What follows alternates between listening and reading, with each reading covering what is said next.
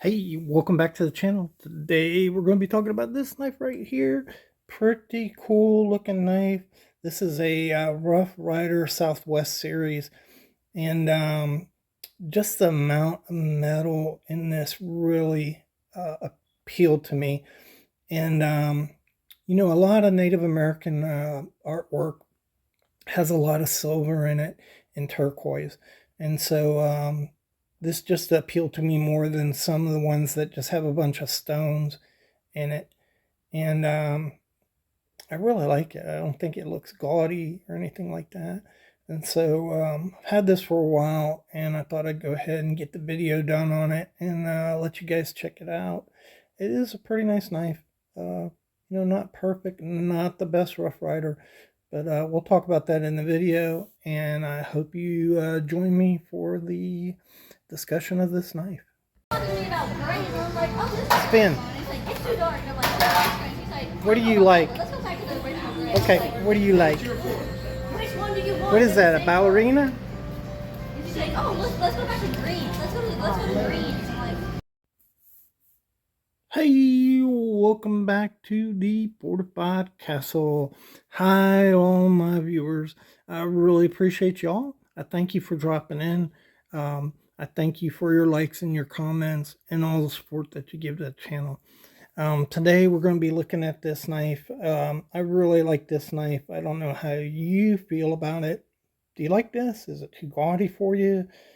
Or do you like this kind of thing? I kind of do. It's kind of a Native American motif. They call this Southwestern style. You see a lot of this stuff in Arizona, New Mexico, that Pueblo or Navajo area. You see a lot of this kind of stuff, and I like it. I'm glad Rough Ryder does things like this, actually. So this is a 3 5/8 inch Congress. It is pretty heavy, so hang on just a second.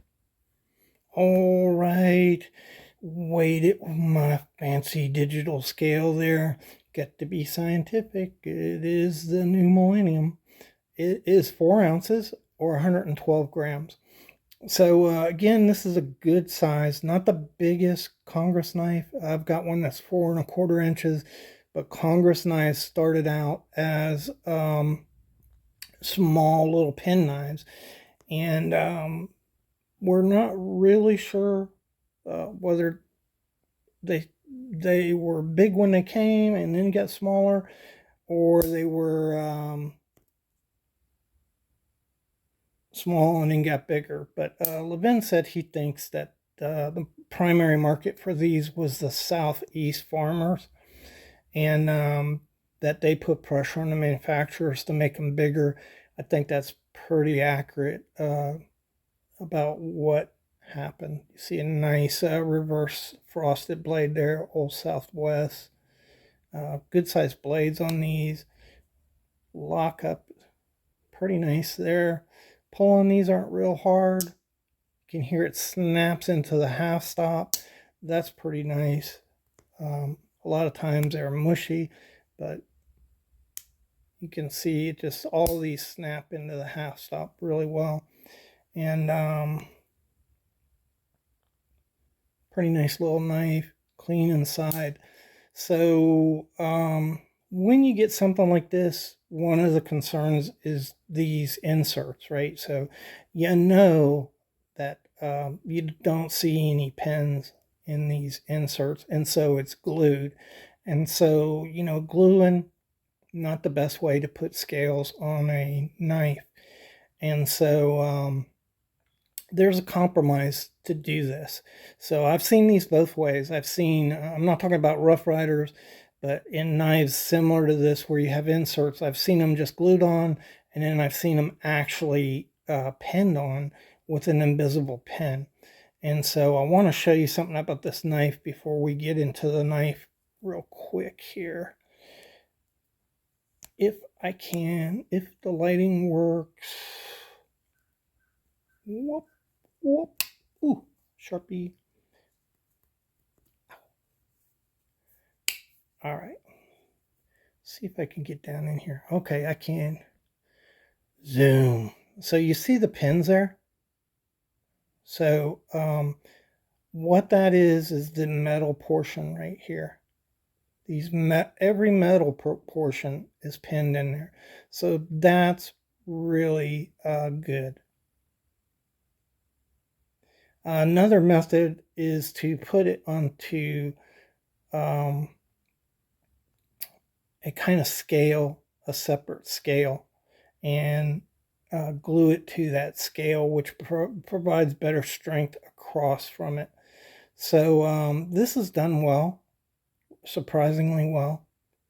And then these only the artificial stone portions are actually glued in, which maybe the whole thing is glued, but the metal parts are pinned, and then the artificial parts are glued in. Pretty good job on them. I've got this under magnification. You can see there's no gaping lines in there. So pretty remarkable work really for the price of this knife. Look at this side. And it is fairly consistent. You have a gap here, but you had a gap on the other side too. And just really nice work again for the price of this knife. Look down in there. Obviously I haven't cleaned the knife up. Had it almost 5 months, I think I've had this knife.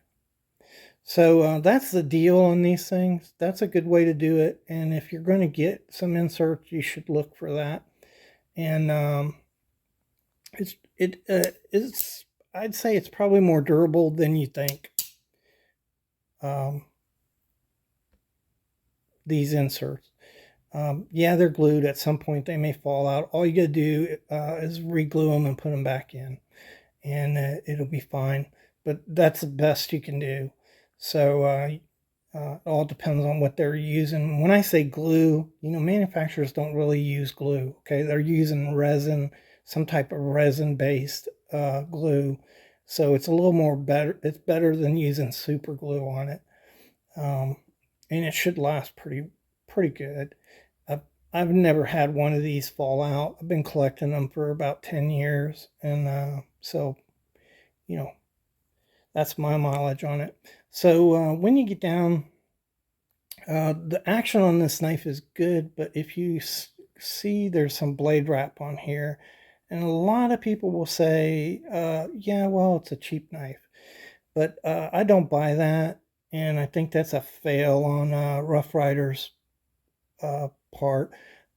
At this point, I have a lot of Rough Ryders, and most of them don't have blade wrap. And the reason you get that blade wrap, it's not normal. This area right here is called the kick area of the blade, and it's on the tang. And that kick area is supposed to come out far enough that it hits the bottom of the back spring so that you don't get this blade wrap. And the only reason you're getting that is this tang is not sticking out far enough. It doesn't cost any more.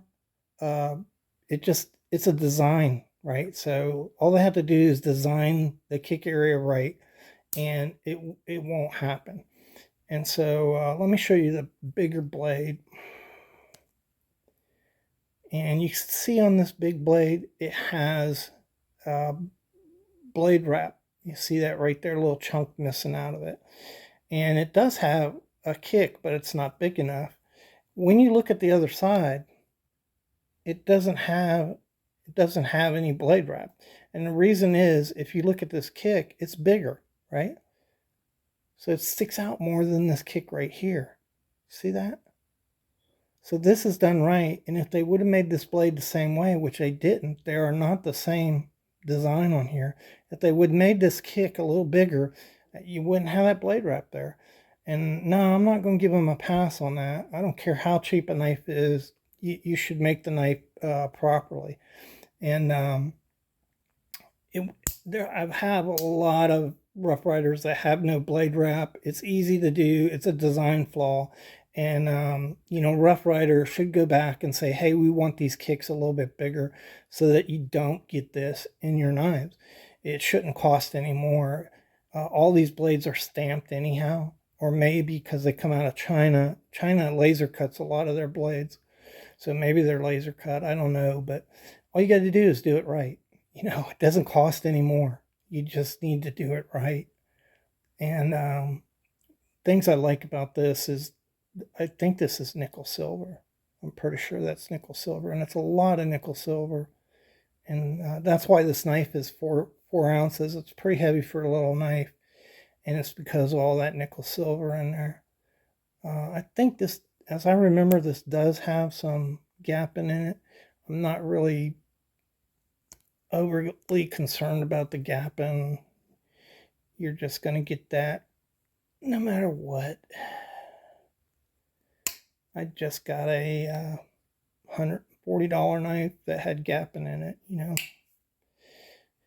So hold on, let me check it real quick. Yeah, there's a little tiny bit of gapping, not a whole lot. Overall, you know, this knife, you could take it out and use it. I probably, you know, I'm not inclined to use these knives that have these glued inserts in them, because when the knife flex as you use it, you're going to break that glue loose and they're going to come out. So for me, this is just a collector piece. But you definitely could use it if you wanted to, if you just want a cool knife. And they're so inexpensive. What does it matter if it breaks? But yeah, I like it overall. Action on it's really good. They just need to make sure that those kicks are proper so you don't get blade wrap. That's my review. I hope you enjoyed it. I hope you found it informative. I really appreciate you guys for supporting the channel and watching the videos. Thanks so much.